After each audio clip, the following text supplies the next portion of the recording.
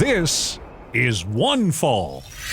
Hello and welcome back to OneFall. We have a very special episode today. As always, I am joined by my pal Jan Murphy, who has a very special announcement and video on OneFall today. Jan, take it away.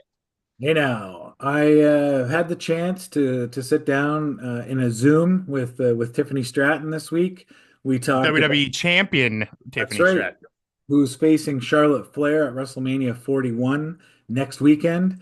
We talked about that match. We talked about, facing one of her idol, actually her main idol. We talked a little bit about the build up and what that's been like working with Charlotte, trying to sell this match. And we also she talked at great length about how nervous she is for this match and how much pressure she's feeling going into this WrestleMania, being her first, being the champion, having to defend a title and face a legend at the same time. So it's a good chat, and it should. And she gave me a little hint into her ring attire for WrestleMania as well. Well, enough about our ugly mugs. Let's get into the interview. Just as always, need to say OneFall is produced in part by Jaybird Digital Arts, and thanks to Post Media and Toronto Sun for making this interview possible. Let's get into it. The following contest is scheduled for OneFall. This is OneFall. There we are. Well, thank you for taking some time today. The last year and a bit now, has it been everything you imagined or you could have fantasized? I mean, you come to the main roster, you get over with the fans almost immediately, and here you are, headed into WrestleMania 41 to face Charlotte Flair, arguably the greatest of all time. I have to say that it's been more than I've expected, to be honest. I feel like when I got called up, it was very nervous. I was very, I don't think people are going to know who I am. And thankfully with, Elimination Chamber and being on TV, people got to know me and the crowd resonated with me. And I think that had a lot to do with Australia. And then ever since then, I feel like my career just kind of took off. And then I won Money in the Bank, and I held that pink briefcase for a little bit. And eventually I cashed in and I became champion. And I don't think being champion in my first year of being on SmackDown was on my bingo card.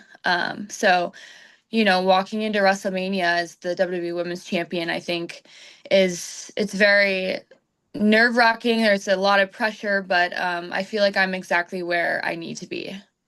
It's such a week-to-week business with sometimes you're on TV for 5 minutes, sometimes maybe it's only a minute. How, challenging is that to take this small segment every week and translate that into success? I think any opportunity that you get on TV, I fully believe that you need to just give it your all. I feel like you need to approach every single opportunity on TV with, okay, the people have no idea who I am, so how can I show these people who I am in, the 30 seconds of time that I have on TV, or the 6 minutes or the 10 minutes. So I think just approaching every single opportunity to be on TV with, okay, this is how I'm going to show them who my character is or who I am on TV. And doing that, I think, is a really good way of, getting over with the crowd and having the fans like you. Now, you talked about the Elimination Chamber moment. That was pretty integral in your story. Have there been other standout moments for you this year that you find yourself thinking back to? I mean, as you kind of still very early in your career, but are there some times that you just, shake your head and go, wow?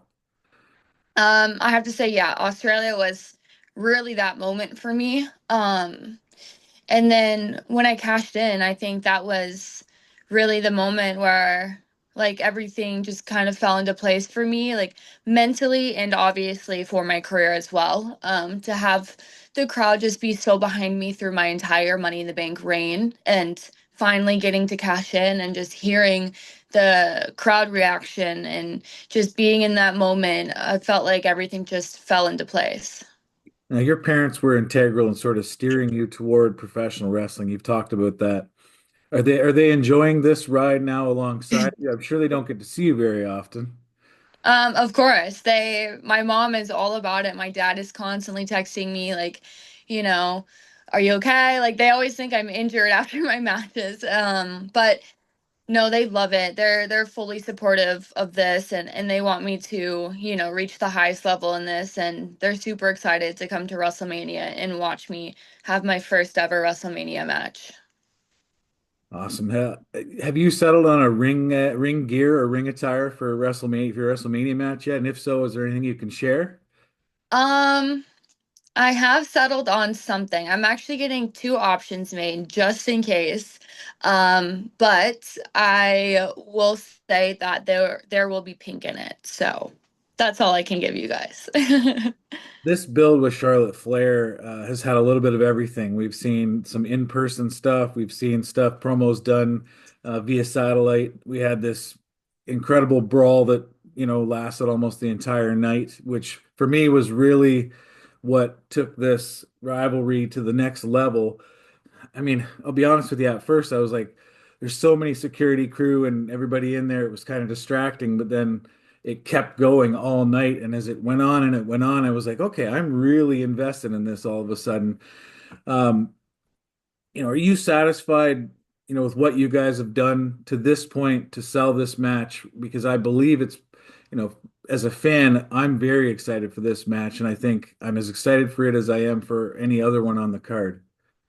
Yeah, I think this match doesn't even start with the past 6 weeks. It doesn't even start with her winning the Rumble and her picking me. I think it starts with she's the reason why I got into wrestling. She is who I looked up to, who I saw on my TV screen, who I idolized, and I had it already set in my mind that she is a dream match of mine even before I got signed to WWE. So this goes back much farther than that. She's obviously one of, my idols. And at WrestleMania, I think this is when I solidify that I am the new generation and I'm here to take her place.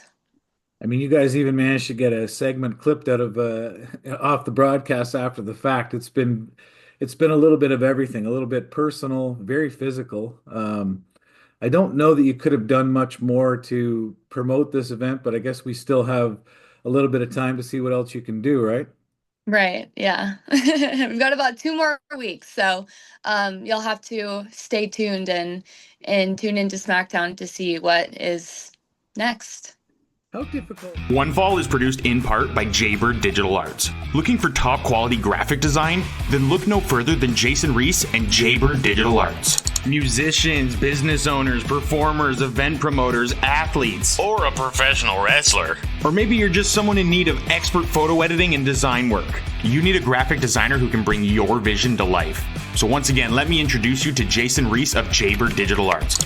Logos, t-shirts, stickers, business cards, flyers, social media graphics, photo editing, print ads. He's skilled, he's creative, and he's reliable. Jay takes the time to understand your style and creates designs that truly represent you, whether it's for your brand, event, or a personal project. He consistently delivers work that gets noticed. Jaybird logos are seen everywhere, from Chinlock Wrestling's logos and posters, t-shirts, and even here with the OneFall logo. I can't recommend him enough. His service, creativity, and attention to detail are a cut above the rest. Visit jaybirddigitalarts.com or email jaybird.digitalarts@gmail.com to get started today. That's jaybirddigitalarts.com or email jaybird.digitalarts@gmail.com and tell him OneFall sent you. And just remember, his business looks good when your business looks good. OneFall. How difficult is it to, I mean, do you take a look around you right now with everything going on, all these matches building to WrestleMania? You're competing with this John Cena craze that is, him turning heel and all the focus being on that. Now we've got the Roman Reigns, Seth Rollins, CM Punk drama. Really compelling stuff from Gunther and Jey Uso. The other women's match on the other show. But you guys have managed to make, at least me, and I assume the other, people watching, be invested.